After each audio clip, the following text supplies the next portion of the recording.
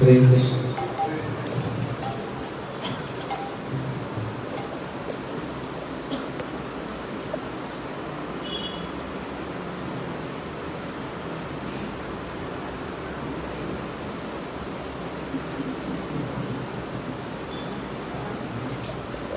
बरजबी फिरे यमुना कुले मंच मनोहर शोभिता फूले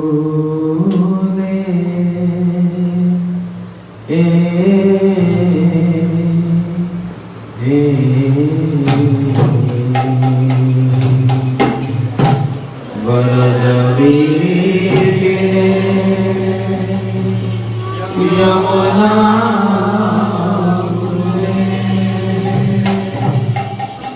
मंच शोभित फूले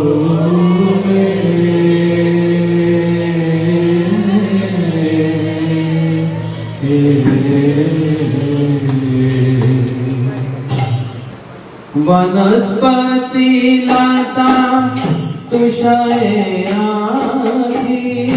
वनस्पति लता तुषायागी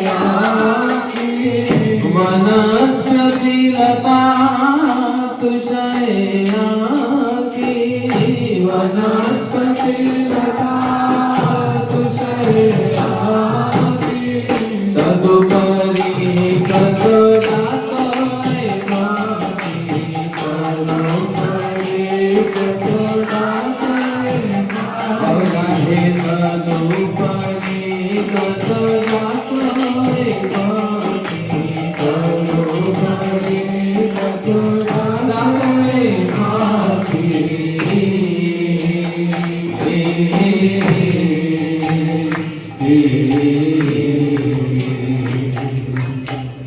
मलयायानी लो वहे धीरे मलयायानी लो वहे धीरे अलिकुला मधुलो वितमीरे मलयायानी लो वहे धीरे अलिकुला मधुलो वितमीरे वसंती रका उड़पतादा वसंती रका उड़पतादा वसंती रका उड़पतादा वसंती रका उड़पतादा कुमुदी भीतरे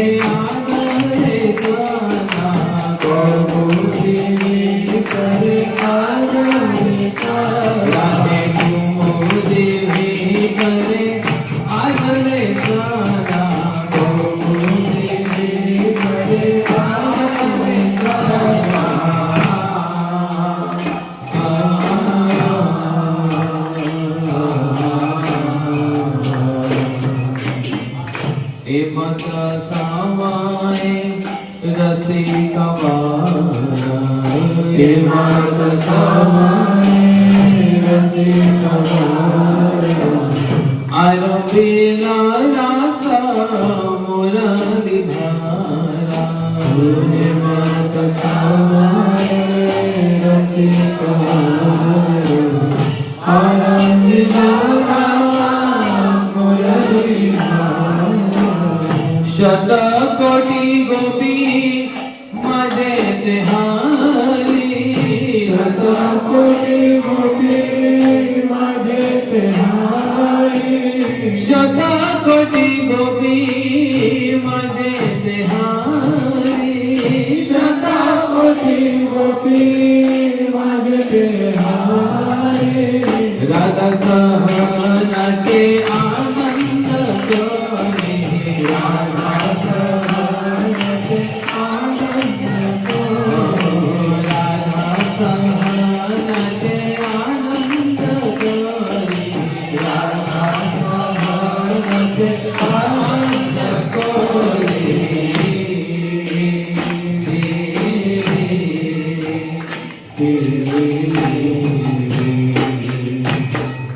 माधव मोहिनी गाया गीता माधव मोहिनी गाया गीता हरिल सकला जगत चेता माधव मोहिनी गाया गीता हरिल सकला जगत चेता स्थावर जंगमा महिल साथी स्थावर जंगमा महिल साथी स्थावर जंगमा महिल साथी स्थावर जंगमा महिल साथी हराइलो चंद्रमा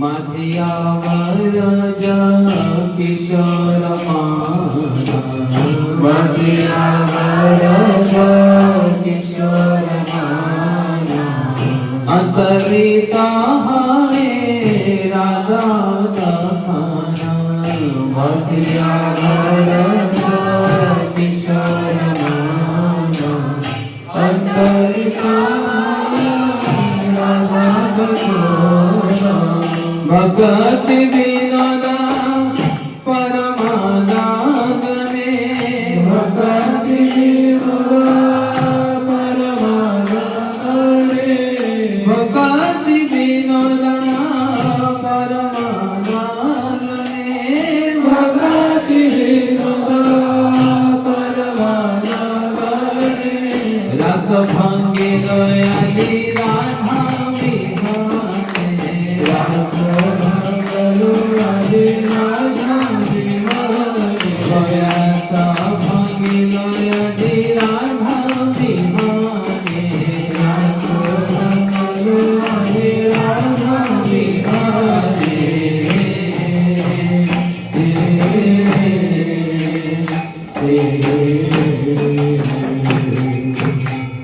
शतकोटि गोपी माधव माना शतकोटि गोपी माधव माना राखी से नारी करिया जतना शतकोटि गोपी माधव माना राखी से नारी करिया जतना मेरू गीते डाके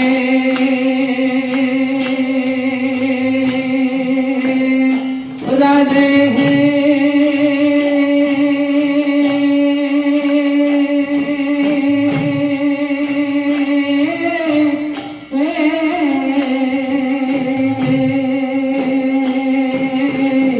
मेरू गीते डाके राधे का नाम गीते डाके राधिका बेनु गीते डाके राधिका नाम बेनु गीते डाके राधिका नाम एसो एसो राधे दासो श्यामा एसो एसो राधे दासो श्यामा एसो एसो राधे दासो श्यामा एसो एसो राधे दासो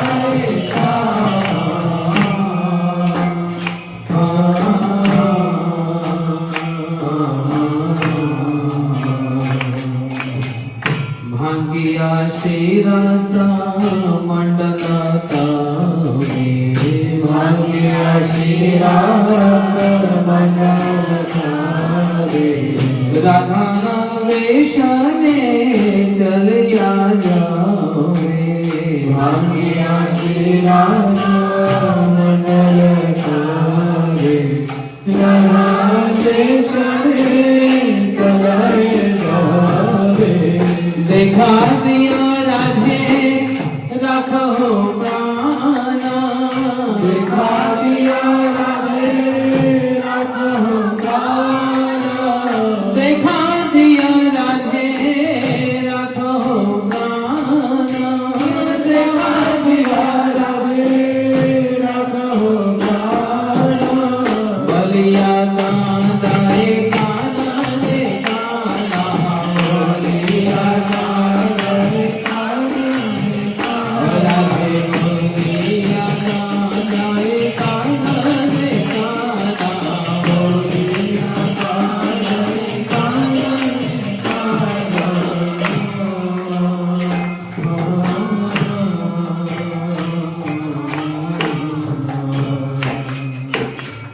निर्जन कानने राधे रघोरी निर्जन कानने राधे रघोरी मिलिया पराना जुड़ाओ हरी निर्जन कानने राधे रघोरी मिलिया पराना जुड़ाओ हरी बोले तू बिना कहाँ रासा बोले तू बिना कहाँ रासा बोले तू बिना कहाँ रासा बोले तू बिना कहाँ रासा तू लागी मोरा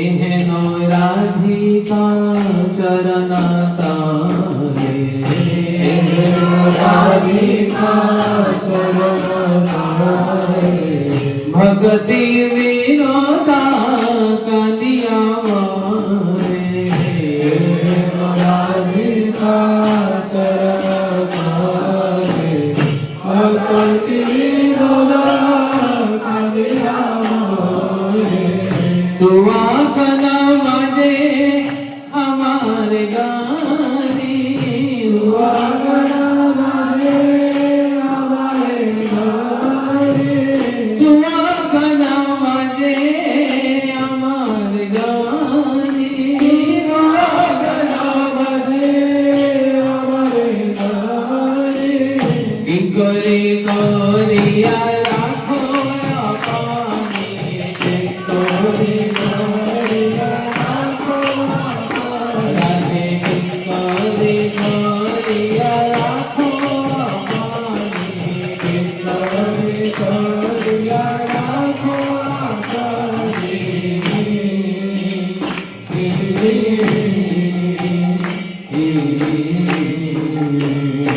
जय राधे जय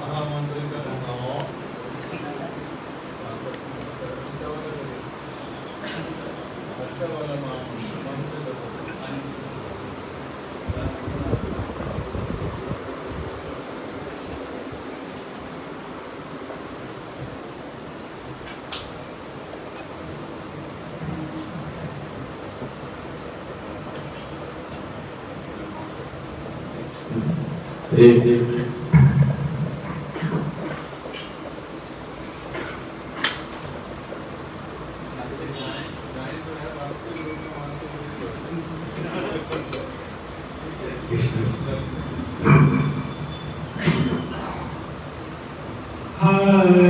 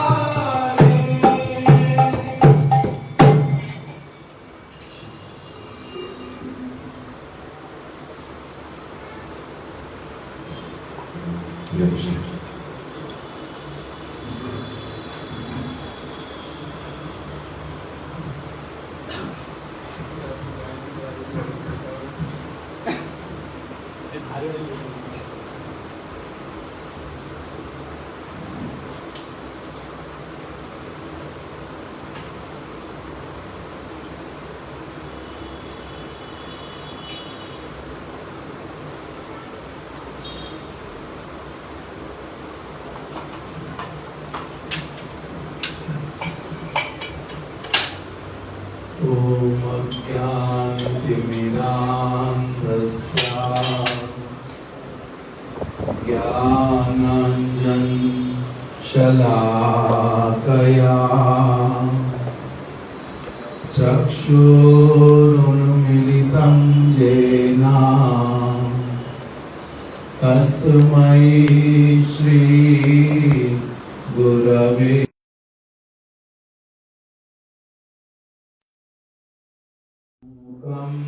करोति वाचालम्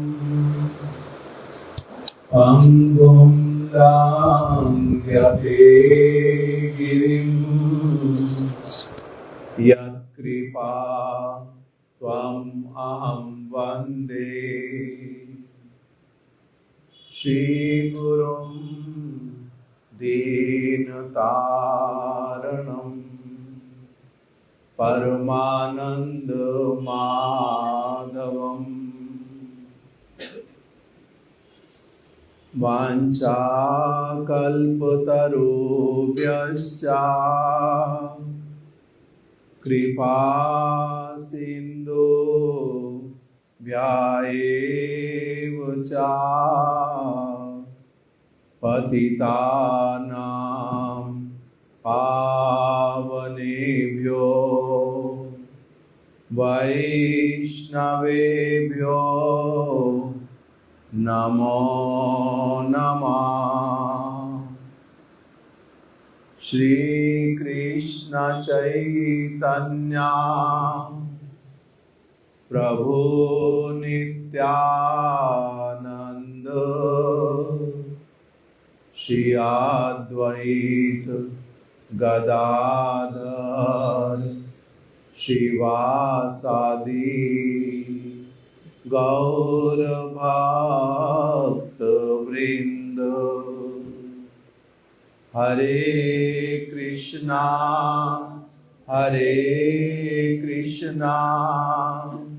कृष्णा कृष्णा हरे हरे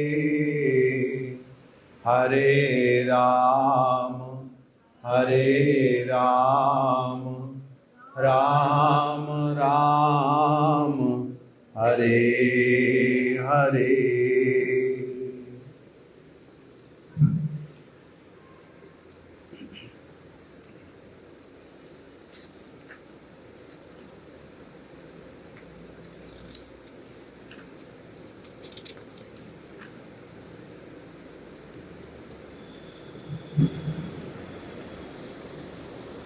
कल हम लोग श्रवण कर रहे थे किस प्रकार से श्री चैतन्य महाप्रभु श्री जगन्नाथपुरी से श्री बलभद्र भट्टाचार्य जी को साथ में लेकर के वन के मार्ग से ब्रजमंडल में आकर के उपस्थित हुए। उनके मन में बहुत प्रबल कामना थी कि मेरे को वृंदावन जाना है, मेरे को वृंदावन जाना है। बहुत समय से उनके मन में यही प्रबल कामना।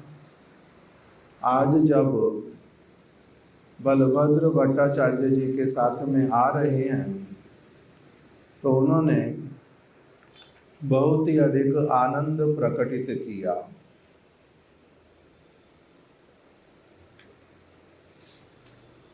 इस प्रसंग को हम लोगों ने कल भी श्रवण किया था कि किस प्रकार से एक दिन महाप्रभु ने मार्ग में श्री बलभद्र भट्टाचार्य जी को कहा कि मैं बहुत दिनों से अब वन में भ्रमण कर रहा हूँ, क्योंकि पुरी से वृंदावन आने में बहुत सारे दिन लगे। पैदल चल चल करके आते थे, बीच बीच में कहीं रुकते थे, फिर आगे बढ़ते थे। तो इस प्रकार से बहुत दिनों से वन में चलते चलते मेरे को रत्ती भर भी कहीं पर कोई कष्ट नहीं हुआ, कोई दुख नहीं आया। कृष्ण बहुत कृपालु हैं, विशेष करके उन्होंने मेरे प्रति तो बहुत कृपा की है।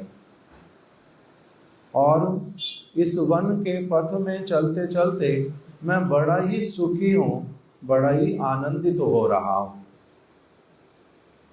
मैंने पहले भी एक बार वृंदावन जाने की इच्छा की थी और जगन्नाथपुरी से नवद्वीप की ओर जाकर के पहले वहाँ पर बहुत सारे भक्तों का मैंने दर्शन किया और उन सब को मैं अपने साथ लेकर के वृंदावन के लिए चल पड़ा। मैंने उस समय मेरे को बड़ा ही आनंद हो रहा था कि इतने सारे भक्त लोग, हम कहाँ जा रहे हैं, एक साथ में वृंदावन जा रहे हैं। किंतु एक स्थान पर रामकेली ग्राम में सनातन गोस्वामी जी मेरे को मिले और उनके मुख से श्री कृष्ण ने मेरे को एक बात जो है वो कहलवा दी। श्री सनातन गोस्वामी जी के माध्यम से श्री कृष्ण ने मेरे को एक बात कहलवा दी। क्या कहलवा दिया कि इस प्रकार से इतने सारे लोगों के साथ में वृंदावन जो जा रहे हो आप, ये ठीक परिपाटी नहीं है वृंदावन जाने की। मैं वहीं से वृंदावन लौट आया और पुरी में वापस लौट आया। कृष्ण जो हैं वो कृपा के समुद्र हैं, वो बहुत अधिक दया करते हैं, इसीलिए उनको वो चाहते थे, श्री कृष्ण चाहते थे कि मैं वन के मार्ग से एक बार कहीं जा करके तो देखूं कि कितना अधिक आनंद है उस पथ पर चलने में। इतना कहते कहते महाप्रभु ने बलभद्र भट्टाचार्य जी को बड़े प्रेम से आलिंगन कर लिया और उनको कहने लगे कि तोमार प्रसादे आमी ये तो सुख पाइला, तुम्हारी कृपा से मेरे को इतना अधिक जो सुख है वो प्राप्त हो रहा है। बलभद्र भट्टाचार्य जी ने कहा, तेहो कहेन तुम्हें कृष्ण तुम्हें दयामय।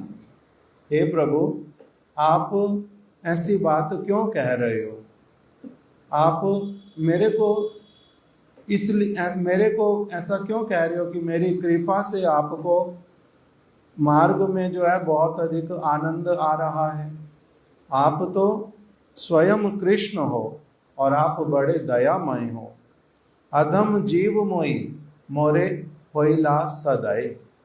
मैं तो अधम जीव हूँ और आपने मेरे ऊपर बड़ी दया की है।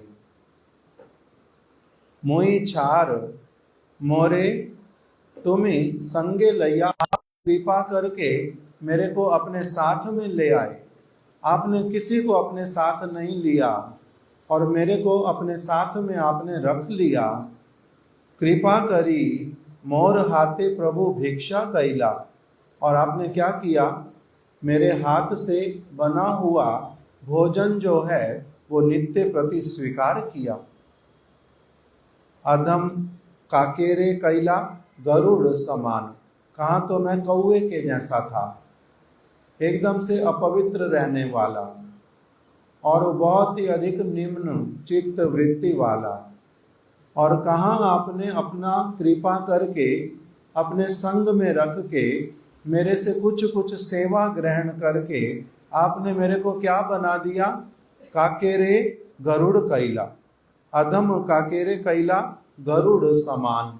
आपने मेरे को गरुड़ के समान बना दिया, इतना अच्छा बना दिया। स्वतंत्र ईश्वर तुम्हें स्वयं हो भगवान। आप कौन हैं? आप तो स्वतंत्र हैं, आप स्वयं भगवान हैं। इतना कह करके फिर उन्होंने क्या कहा, मूकं करोति वाचालं पंगुं लंघयते गिरिं यत्कृपा त्वम् अहं वन्दे परमानंद माधवम तम अहम वंदे। इस श्लोक का अर्थ क्या है? मूकम करोति वाचालम, एक व्यक्ति जो मूक है, गूंगा है, जिसके पास बोलने की योग्यता नहीं है, क्षमता नहीं है, भगवान ने अभी दी नहीं है। मूक जो रहने वाला व्यक्ति, मूकम करोति वाचालम, आप ऐसे व्यक्ति को वाचाल बना देते हैं। वाचाल बनाने का अर्थ क्या है? प्रभुपाद जी ने अर्थ किया, मूक रहने का अर्थ है कि जो कभी भी भगवान का नाम कीर्तन नहीं करता, जिसकी जिह्वा पर कभी भी पवित्र नाम कभी भी कीर्तित नहीं होते, उसको कहते हैं मूक। मूकम करोति वाचालम, आप ऐसे वाले व्यक्ति को जिन्होंने कभी भगवान का नाम बोला ही नहीं है, उनको भी आप क्या कर देते हैं? कृष्ण संकीर्तन कराने के लिए उसको एकदम से ऐसा प्रेरित कर देते हैं कि वो निरंतर कृष्ण का नाम गाने लगता है। मूक व्यक्ति क्या बन जाता है? वाचाल, कृष्ण का नाम कभी नहीं करने वाला। आपकी कृपा होने से वो ऐसे नाम करता है, नाम उसकी जिह्वा के ऊपर नृत्य करने लगता है। ये हो गया मूकम करोति वाचालम। कह रहे मैं बड़ा अधम था, मैं तो कभी भी इस प्रकार से प्रेम से भगवान को पुकारता ही नहीं था।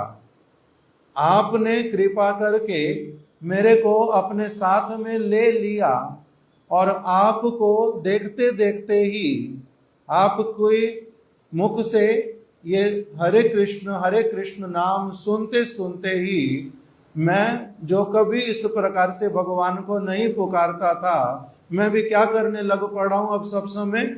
वही हरे कृष्ण मेरी जिह्वा के ऊपर सब समय नृत्य करता है। तो इसलिए मूकम करोति वाचालम, आपने मेरे जैसे कृष्ण नाम के विषय में मूक रहने वाले व्यक्ति को क्या बना दिया? एकदम से सब समय कृष्ण नाम गान करने वाला। मूकम करोति वाचालम पंगुम लंघयते गिरिम, मैं कैसा था? पंगु था। पंगु मतलब लंगड़ा, लूला, पंगु था मैं। पंगुम लंघयते गिरिम, पंगु भी क्या कर रहा है? अभी पर्वत को लांग रहा है। तो प्रभुपाद जी ने इसका अर्थ किया, पंगु शब्द का अर्थ क्या है? जिसमें चलने की शक्ति नहीं है, जो बहुत हीन है, जो एक पग भी आगे अपनी आप से मंगल की ओर नहीं बढ़ा सकता, उस विषय में लूला लंगड़ा है, पंगु है, उस तरफ आगे बढ़ ही नहीं सकता, जहां है वहीं पड़ा हुआ पंगु व्यक्ति। और उसको क्या करा देते हैं आप? पर्वतम लंघयते, कह रहे हैं असाध्य वस्तु जो कृष्ण भजन है। कृष्ण भजन करना सबके लिए सहज बात नहीं है। एकांतिक भक्त बन जाना कृष्ण का, संसार के सारे विषयों को तो छोड़ ही देना, उस पर भी फिर और जितने सब भगवद अवतार हैं उनके प्रति भी कि कोई बात ही मन में नहीं आना, मन का पूरी तरह से कृष्ण के प्रति आविष्ट हो जाना। इसको कह रहे हैं कृष्ण भजनाय असाध्यम अपि साध्यतीत्यर्था। कृष्ण भजन करना जो कि बहुत अधिक असाध्य था मेरे जैसे पंगु व्यक्ति के लिए, उसको भी आपने क्या कर दिया? साध्यतीत्यर्था, आपने बड़े सहज रूप में मेरे को भी कृष्ण का सेवा करने वाला व्यक्ति बना दिया। इसलिए मूकम करोति वाचालम पंगुम लंघयते गिरिम यत् कृपा तम अहम वंदे। आपकी कृपा से ये संभव हुआ है। मेरा अपना कोई इसमें योग्यता नहीं था, आपकी कृपा से संभव हो गया। यत कृपा तम अहम वंदे, इसलिए मैं आपके चरण कमलों की वंदना करता हूं। किसके? परमानंद माधवम। परमानंद किसका नाम है? परमानंद माधवम, ये एक नाम बतलाया श्री विष्णु स्वामी जी का। ये किसने लिखा है श्लोक? ये लिखा है जो बहुत प्राचीन वैष्णव, जिनका नाम श्रीधर स्वामी, जिन्होंने भागवत की टीका लिखी थी।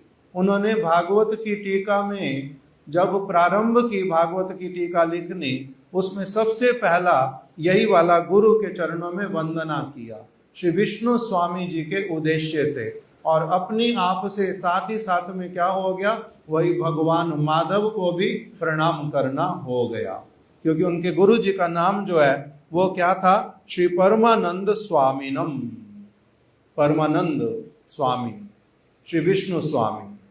तो इसीलिए उसी को उन्होंने उपलक्ष्य करके कहा अहम वंदे, ऐसे जो मेरे गुरु पाद पद्म, उनकी मैं वंदना करता हूं।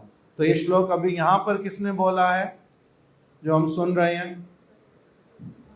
श्री बलभद्र भट्टाचार्य जी ने वही वचन महाप्रभु के लिए कहे कि आप मेरे को कह रहे हैं कि मेरी कृपा से आप वृंदावन की ओर चल रहे हैं। आपने जो बात बोली वो मेरे को ठीक लगती नहीं। आपकी कृपा से मेरे को उल्टा बड़ा सौभाग्य प्राप्त हुआ है, मेरा बहुत बड़ा लाभ हुआ है। मैं कहाँ मौन रहने वाला था कृष्ण भजन के लिए, अब मैं वाचाल हो गया हूँ। और कहाँ मैं पूरी तरह से पंगु था, अब मैं कृष्ण सेवा करने के योग्य बन गया हूँ। आपने मेरे ऊपर कृपा की बहुत, आपने मेरे जैसे कौवे को गरुड़ बना दिया, इसमें आपका महिमा है। इस प्रकार से कह करके वो वन में अपना दोनों वार्तालाप करते करते जा रहे हैं। यही मतो बलभद्र करेन स्तवन, प्रेम सेवा करी तुष्ट कैला प्रभु मन। बलभद्र भट्टाचार्य जी ने जो सेवा की श्री चैतन्य महाप्रभु की, मार्ग में वृंदावन पहुंच करके उसको इतना प्रेम के साथ में सेवा की उन्होंने श्री चैतन्य महाप्रभु की, कि श्री चैतन्य महाप्रभु का जो मन है उनके प्रति बड़ा ही अधिक संतुष्ट हो गया। बलभद्र भट्टाचार्य जी के प्रति उनका मन बड़ा संतुष्ट हुआ। इस प्रकार से महाप्रभु अपना वन के मार्ग से चलते चलते कहाँ पर पहुंच गए हैं? मथुरा में। मथुरा में उन्होंने आकर के क्या किया? मथुरा में सबसे पहले जिस स्थान पर पहुंचे उस स्थान का नाम क्या है? विश्राम घाट। मथुरा आसिया, मथुरा निकटे आइला, मथुरा देखिया, दंडवत हैया पड़े, प्रेमाविष्ट हैया। मथुरा को देखने से ही एकदम से उन्होंने क्या किया? दंडवत प्रणाम किया, प्रेम में आविष्ट हो गए। प्रेम में आविष्ट होकर के हृदय एकदम से आनंद से भर उठा और उन्होंने दंडवत प्रणाम किया। मथुरा आसिया कैला विश्राम तीर्थे स्नान, और फिर विश्राम तीर्थ मतलब विश्राम घाट पर श्री चैतन्य महाप्रभु ने यमुना जी में स्नान किया। यमुना जन्म स्थान केशव देखी करिला प्रणाम। जन्म स्थान श्री कृष्ण का जन्म स्थान है मथुरा में। देवकी और वसुदेव जी ने कारागार में जो कृष्ण का चतुर्भुज रूप में जहाँ पर दर्शन किया था, फिर कृष्ण ने उनको अभय प्रदान किया था, पूर्व जन्मों का उनको स्मरण कराया था जहाँ पर, और फिर देवकी जी ने, वसुदेव जी ने स्तुति की थी। फिर देवकी जी ने उनको प्रार्थना की कि आप मेरे छोटे से बालक के रूप में प्रकटित हो जाओ। तो वहीं पर ही फिर कृष्ण जो हैं छोटे बालक बन गए थे। कारागार से वसुदेव जी के माध्यम से कहाँ पहुंच गए थे? गोकुल में। वही जो उनका जन्म स्थान मथुरा में, उसका श्री चैतन्य महाप्रभु ने दर्शन किया। जन्म स्थाने केशव देखी करिला प्रणाम। वहां पर केशव देव जो है उनका वो वहां पर जो भगवान का विशेष जो अधिष्ठान विग्रह है उसका नाम क्या है? केशव। अभी बोलते हैं आदि केशव देव। आदि केशव मथुरा के अधिष्ठात्री देवता हैं, उनका नाम है केशव। तो इसलिए महाप्रभु ने उनको क्या किया? करिला प्रणाम। महाप्रभु स्वयं भगवान हैं, किंतु भगवान होने पर भी भक्त के रूप में प्रकटित होकर के भक्ति कैसे करते हैं, भक्ति के कौन कौन से अंग हैं, वो सब उन्होंने प्रकटित किया। और इसीलिए वृंदावन धाम में, मथुरा में पहले आ गए।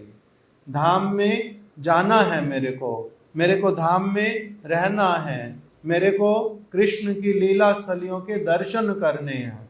ये क्या है? भक्तों के कुछ विशेष गुण बतलाए। प्रीतिस्तद वसति स्थले, उनके हृदय में बड़ी अधिक जो है प्रीतिस्तद वसति स्थले, आसक्तिस्तद वसति स्थले, उनकी बड़ी आसक्ति होती है धाम के साथ में, कृष्ण की लीला भूमि के प्रति। तो इसीलिए महाप्रभु बड़े आनंद के साथ में मथुरा में आ गए। वहां पर केशव देव के दर्शन किए और फिर प्रणाम करने की भी विधि बतलाई। भगवान के दर्शन किए, देखा और फिर भगवान को प्रणाम किया। प्रेमा वेशे नाचे गाए सघने हुंकार, वहां पर बड़े प्रेम के साथ में नृत्य किया और गाए, गान गाया। कौन सा गान गाते हैं? वहां पर आकर के ब्रज से संबंधित सारे गान जो हैं उनके वो प्रारंभ हो गए। और सघने हुंकार, सघने हुंकार क्या होता है? एकदम हुंकार कर उठते। हुंकार मतलब बड़े उच्च स्वर में एकदम से पुकार उठते हैं, बहुत उच्च स्वर में पुकार उठते कृष्ण को। इसको बोलते सघन हुंकार, बहुत घनी हुंकार, बहुत भारी शब्दों में एकदम से पुकार उठते कृष्ण को और प्रेम पूर्वक नृत्य करने लगते।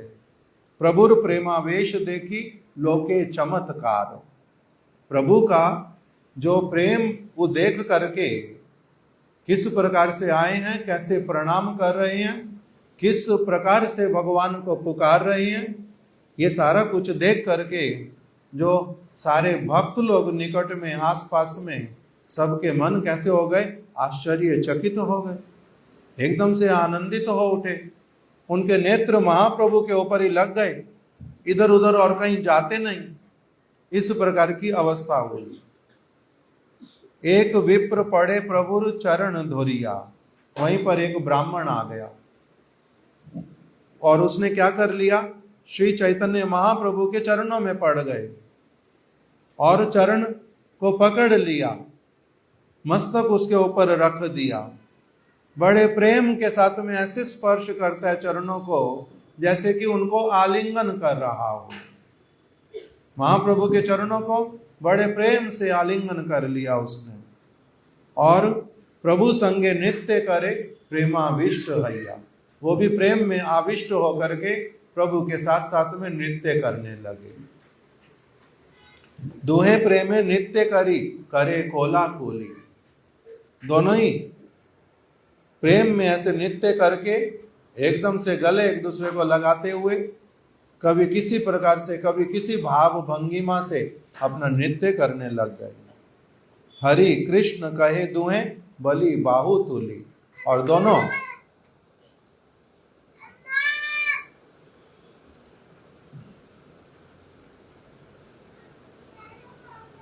हरि कृष्ण कहे दुहे बलि बाहु तुली, दोनों अपने हाथों को उठा करके हरि बोल हरि बोल, हरि हरि हरि बोल, इस प्रकार से करने लगे। अभी हमारे सारे भक्त लोग हरि बोल क्यों बोलते हैं और उस समय हाथ क्यों खड़े करते हैं? इसलिए करते हैं क्योंकि श्री चैतन्य महाप्रभु ने इस प्रकार से किया था, ऐसी शिक्षा दी थी। हाथ खड़े करने का अर्थ क्या होता है? मैं आपको पूर्ण रूप में समर्पित हूं, हे हरि, हे हरि, मैं आपको पूर्ण रूप में समर्पित हूं। जैसे साधारण लोग बोलते हैं, हम लोग फिल्म में देखते थे, एक व्यक्ति के सिर के पास में गन रख देते हैं और उसको बोलते हैं हैंड्स अप, सरेंडर करो, बोलते ना, सरेंडर कर दो मतलब समर्पित हो जाओ, हाथ ऊपर कर लो, तो इसका मतलब होता है समर्पित होना। तो इसी प्रकार से यहाँ पर भगवान के चरणों में समर्पित होने के कारण क्या करते हैं? हाथ ऊंचे कर देते हैं, ऐसे हाथ ऊंचे कर रहे हैं। लोक हरि हरि भले कोला हल हैला, आसपास में जितने सारे लोग केशव देव मंदिर में, जन्मभूमि में, सारे के सारे लोग क्या करने लग गए? वही महाप्रभु को देख करके, उस ब्राह्मण को देख करके वो भी अपना सारे के सारे वही हरि बोल करने लगे और सारे अपने हाथ उठा करके आनंद पूर्वक नृत्य करने लग गए। और चारों ओर ऐसा हो गया जैसे कि सारे वही नाम ही केवल क्या कर रहे हैं? गान कर रहे हैं। केशव सेवक प्रभु के माला पराइला, जो आदि केशव देव के पुजारी थे, उन्होंने महाप्रभु के गले में ला करके केशव देव की माला पहना दी।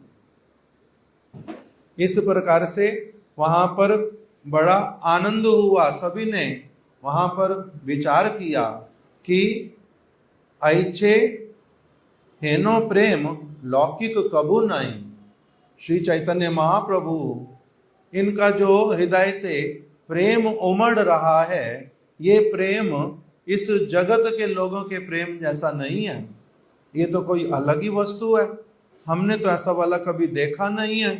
इस प्रकार से सभी लोगों के मन में बड़ा आनंद हुआ कि आज हमारे को भगवान की कृपा से बड़ी अद्भुत ये एक कीर्तन करते हुए नृत्य करने की, भगवान को इतने प्रेम से पुकारने की पहली बार ये जो दृश्य है ये देखने का सौभाग्य मिला है। इस प्रकार से सभी बड़े आनंदित हुए। और जहर दर्शने लोके प्रेमे मत हैया, हासे कांदे नाचे गाए कृष्ण नाम लैया। ये कोई साधारण व्यक्ति थोड़ा ना हो सकते हैं, जिनको देखने मात्र से ही अपनी आप से एक के पश्चात एक सारे इनके साथ में अपना जुड़ते जा रहे हैं और कोई भी फिर यहाँ से जाना ही नहीं चाह रहा और सारे वही का वही काम करते जा रहे हैं। इनके साथ में नाम गान करते हैं, हंसते हैं, नृत्य करते हैं, परम आनंदित हैं, सारा कुछ भूल गए हैं। ये कोई साधारण व्यक्ति हो सकते हैं ऐसे वाले? इस प्रकार से सारे विचार करने लगे।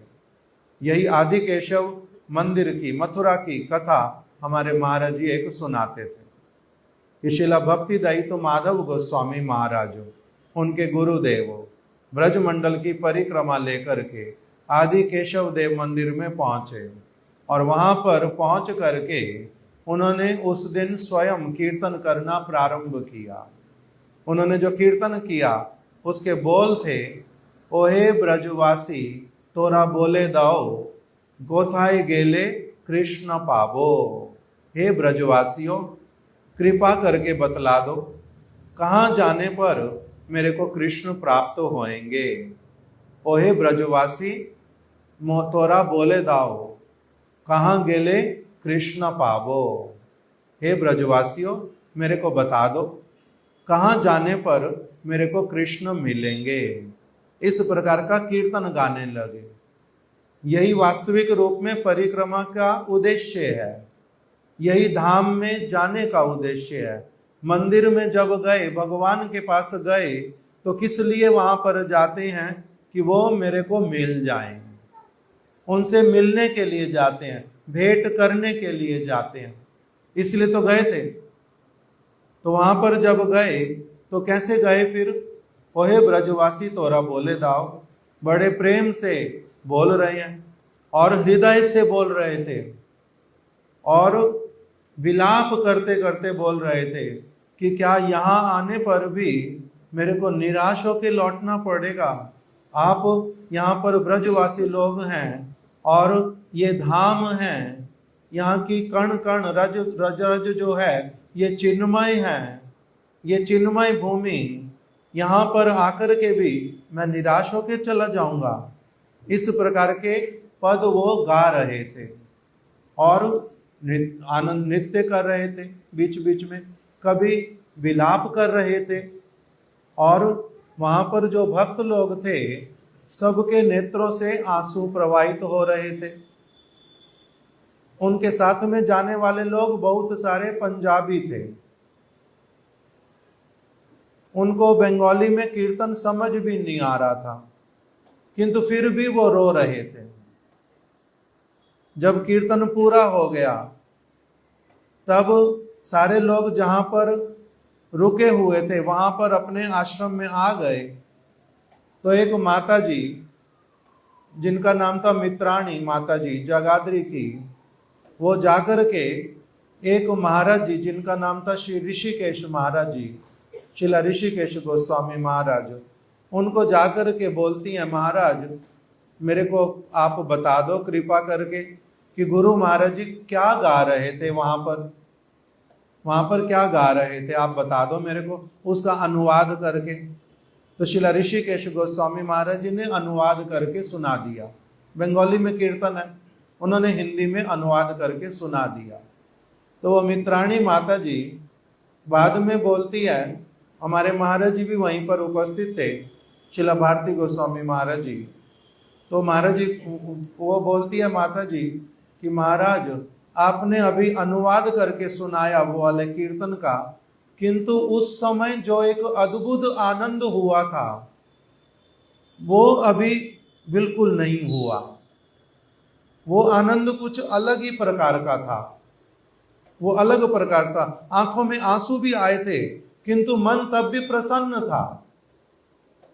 रोने की इच्छा कर रही थी, अपनी आप आंसू निकल रहे थे, किंतु मन में एक बहुत अलग प्रकार का आनंद था। तो हमारे महाराज जी ने पूछा, माता जी इसका क्या कारण है?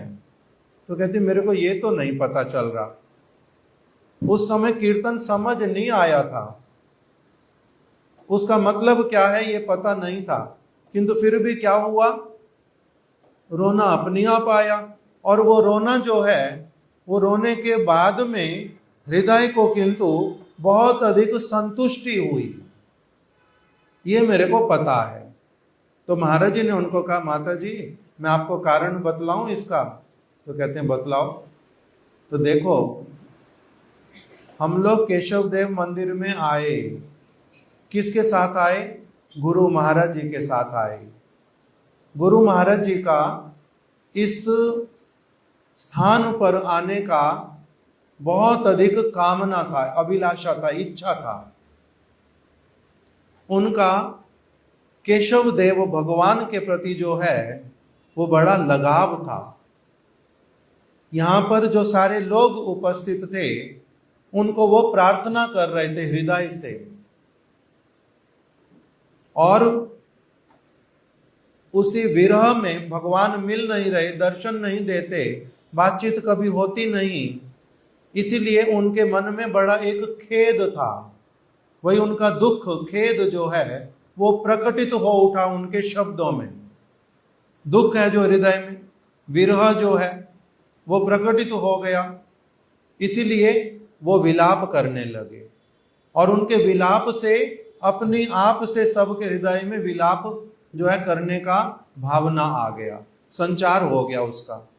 कैसे?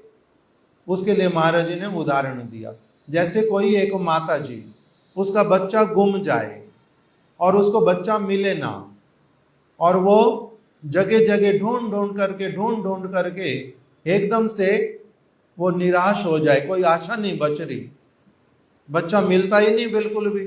उस समय जब वो रोती है स्वाभाविक रूप में, उसके दुख को समझने के लिए क्या किसी दूसरे को भाषा की आवश्यकता पड़ती है?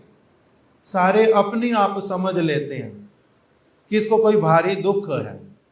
और अगर किसी की संतान मर जाए, वो जब विलाप करे तब दूसरे वाले लोगों को अपने आप से क्या हो जाता है,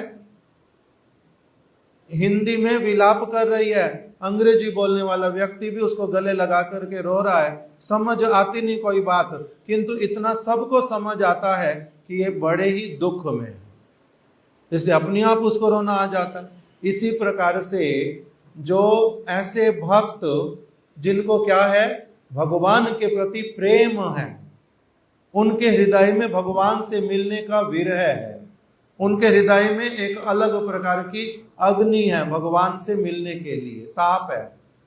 वही जब वो ताप उनका वाक्यों से कीर्तन में प्रकटित होता है तो उससे क्या हो जाता है, जो जो कीर्तन सुनते हैं उनको भी वही ताप स्पर्श करता है, इसलिए वो भी क्या कर बैठते हैं, रो बैठते हैं, उनको भी रोना आ जाता है।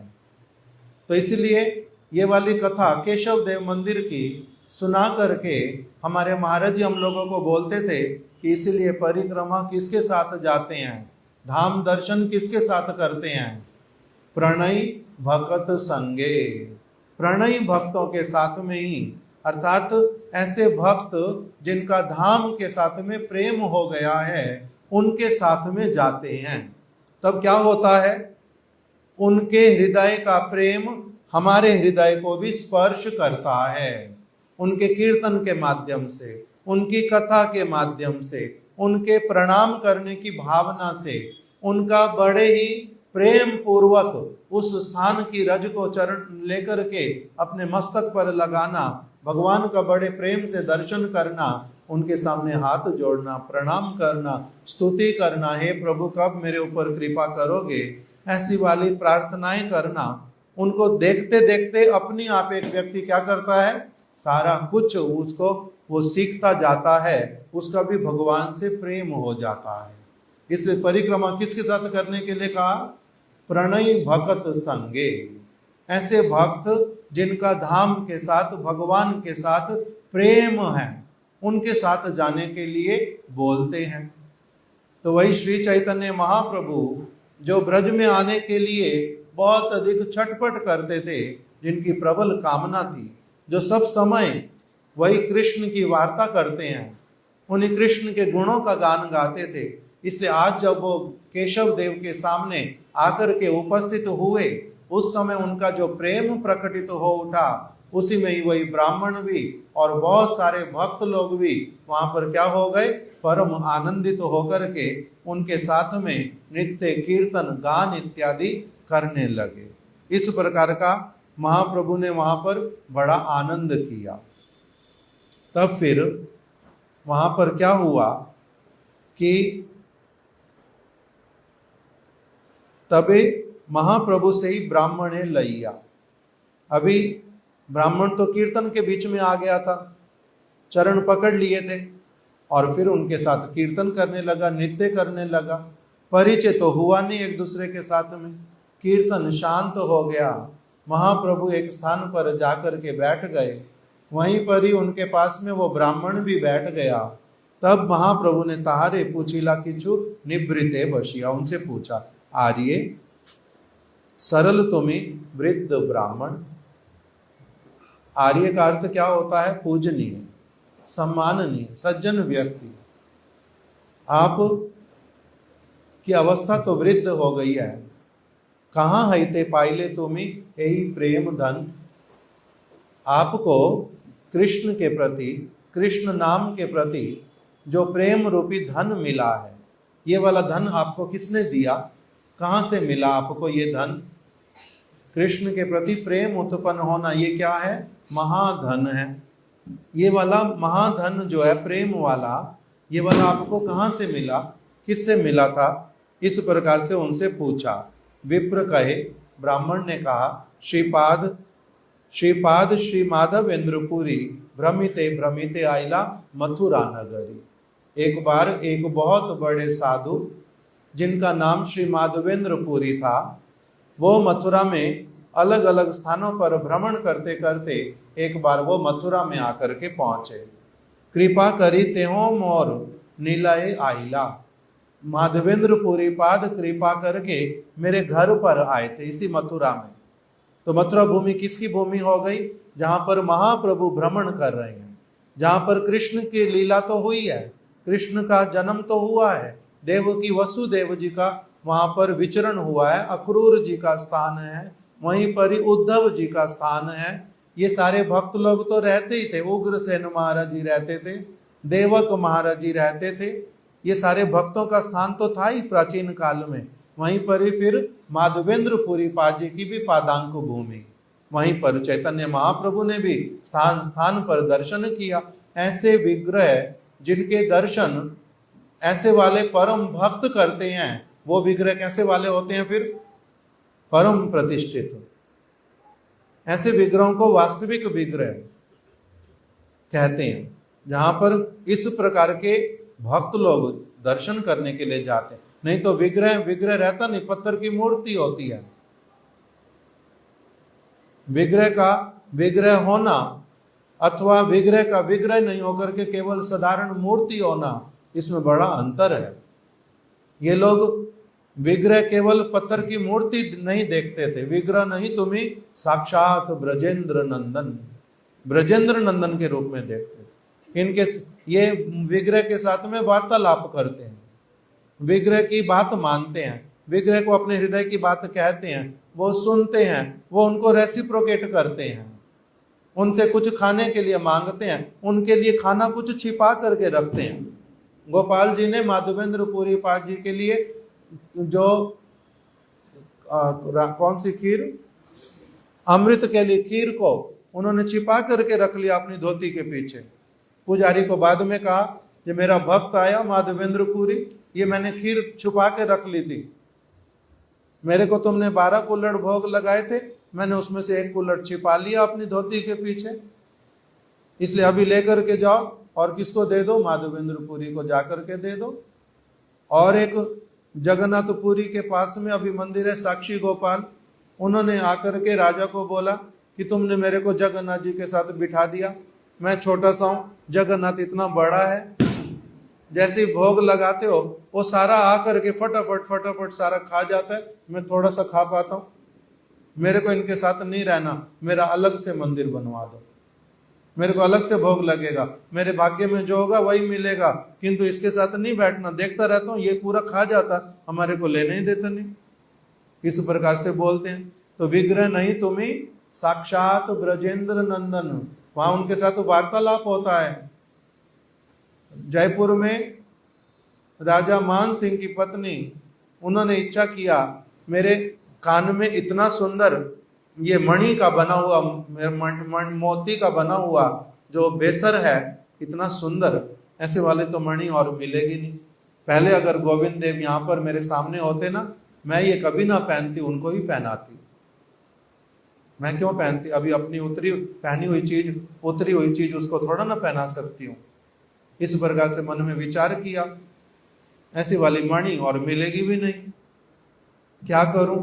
दूसरा, ये विग्रह है, इनके नाक में छेद थोड़ा ना होगा उस तरह से जो ये मेरे वाला बेसर ऐसे वाला पहन पाएंगे। तो गोविंद देव एकदम से बोल उठे, जे नहीं नहीं, मैं जब बहुत छोटा था मेरी माता ने मेरे नाक में छेद करवाया था, और जो आपने मणि पहना हुआ है ये स्वर्ण में जड़ित है, स्वर्ण से जड़ित वस्तु पुरानी होने पर भी मेरे को पहना सकते, वो अपवित्र नहीं होती है, मेरे को दे दो, मैं पहनूंगा। और साथ साथ लेकर के पहन लिया अपने आप से। तो ये, किंतु बहुत सारे लोगों को ये विश्वास होता नहीं, उनके लिए, जिनको विश्वास होता नहीं उनके लिए क्या कर देते हैं, वो भी पत्थर की मूर्ति बन के खड़े हो जाते हैं। किंतु जिनका विश्वास है, जो उस प्रकार के सेवा वृत्ति को लेकर के उनके पास जाते हैं, उनके साथ फिर वो वार्तालाप भी करते हैं, उनके साथ चलते भी हैं। साक्षी गोपाल वृंदावन से विद्यानगर दक्षिण भारत में चल करके गए साक्षी देने के लिए, ये सारी कथा तो हम जानते हैं। तो इसीलिए विग्रह नहीं तुम्हें साक्षात ब्रजेंद्र नंदन।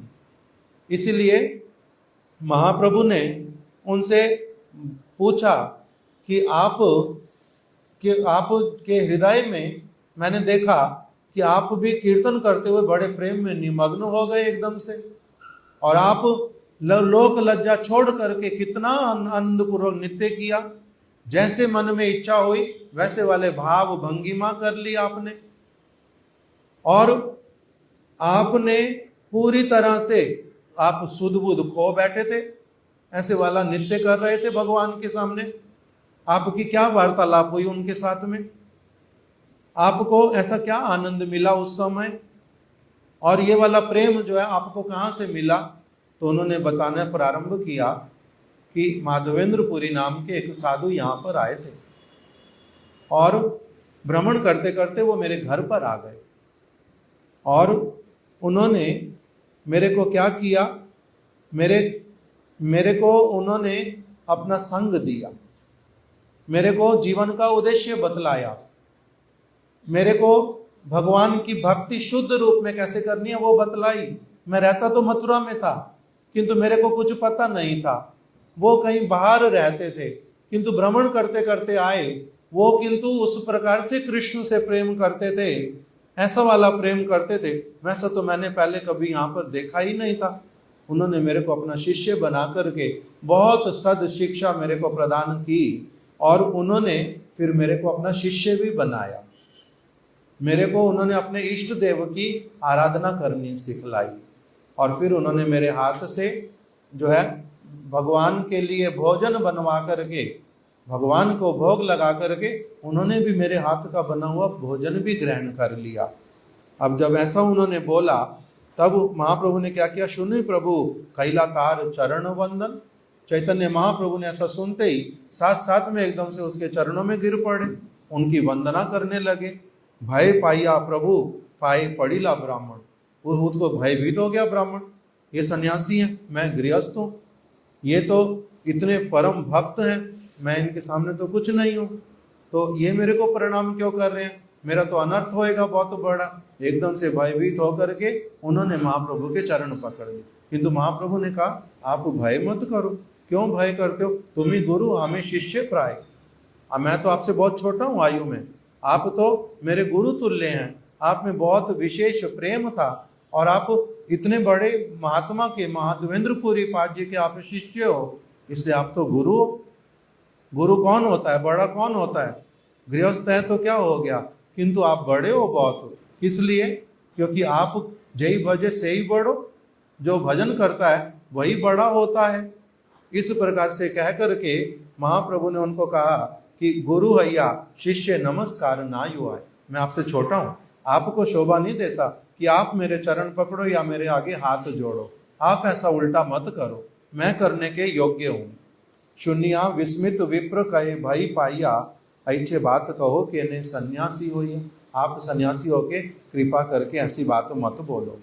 किंतु तुम्हार प्रेम देखी मने अनुमानी, तो आपके हृदय में भी मैंने बड़ा प्रेम देखा है और उसके द्वारा मेरे को अनुमान होता है, अपनी आप से अनुमान होता है। माधवेंद्रपुरी संबंध धरो जानी, आपको देखने से, आपके प्रेम को देख करके मेरे को भली प्रकार से अनुमान हुआ कि आपका भी माधवेंद्रपुरी पाद जी से कहीं ना कहीं किसी न किसी तरह से संबंध है, कहीं ना कहीं संबंध है ना तुम्हारा, मेरे को बता दो, तुम्हारा भी कहीं ना कहीं उनसे संबंध है ना।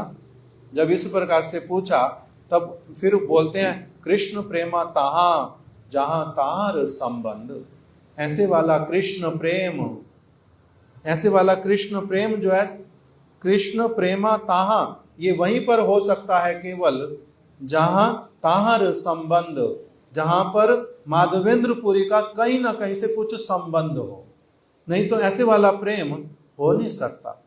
कृष्ण प्रेमा ताहा जहां ताहर संबंध, ऐसे वाला कृष्ण प्रेम वही हो सकता है केवल जहां पर माधवेंद्रपुरी का संबंध होगा। ताहा बिना यही प्रेमर कहा नहीं गंध, ये जो अद्भुत प्रेम कृष्ण के प्रति, ऐसे वाला अद्भुत प्रेम, और इस प्रेम की गंध भी और लोगों में कहीं दिखलाई नहीं देती, और लोग पता नहीं क्या क्या क्या क्या जगत में अपना करते जाते हैं, वो और विषयों में ही आसक्त रहते हैं, कहाँ उनमें कृष्ण प्रेम होता है, उनमें होता ही नहीं है। माधवेंद्रपुरी पाद जी के साथ जिनका संबंध, उनमें इस प्रेम का पूरी तरह से दर्शन होता है, दूसरे लोगों में तो उसकी गंध भी नहीं मिलती।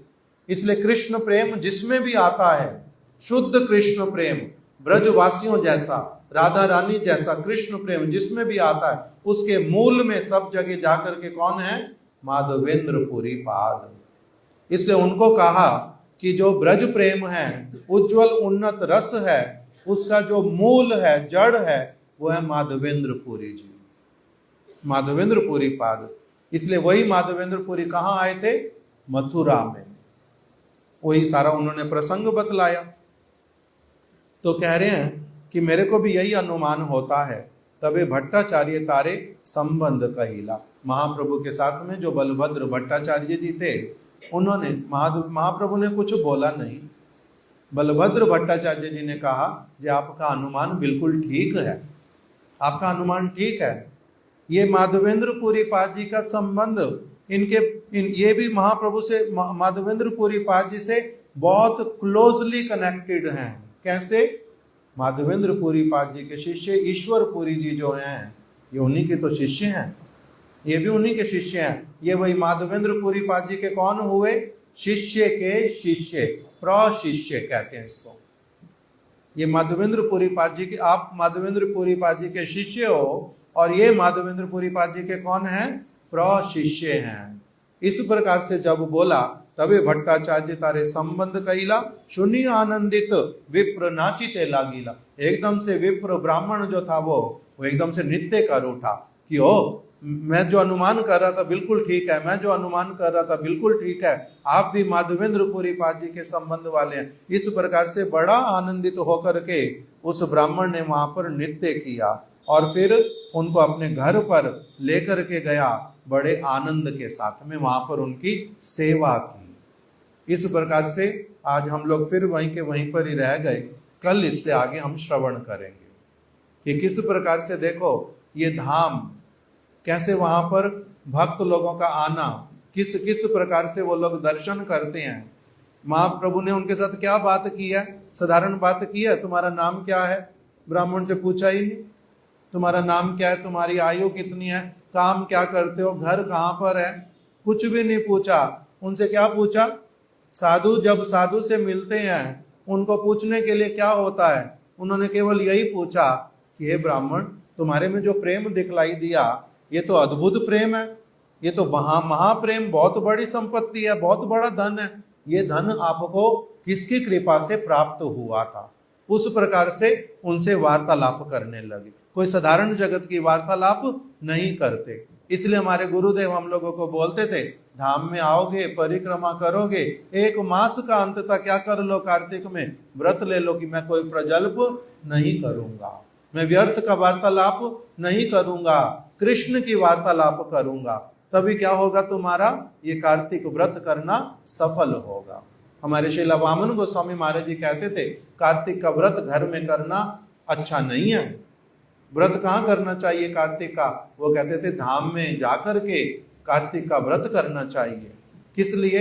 क्योंकि अगर घर पर रहोगे तो चाहते हुए नहीं चाहते हुए बहुत सारी और चीजों में लग करके रहना ही पड़ेगा, उसके बिना रह नहीं सकते। इसलिए कहाँ चले जाना?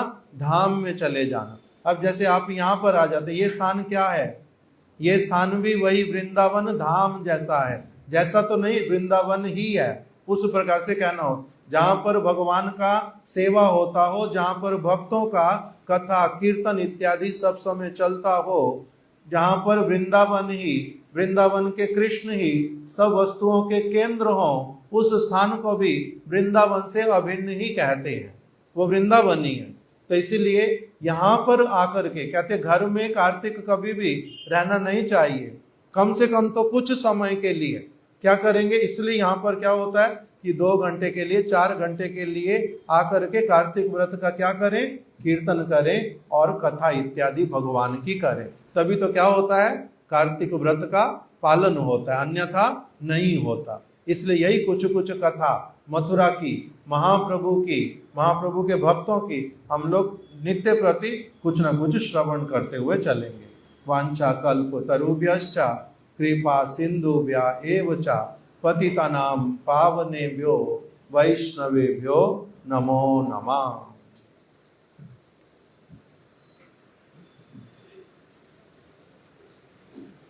देखो महाराज आ रहे हैं।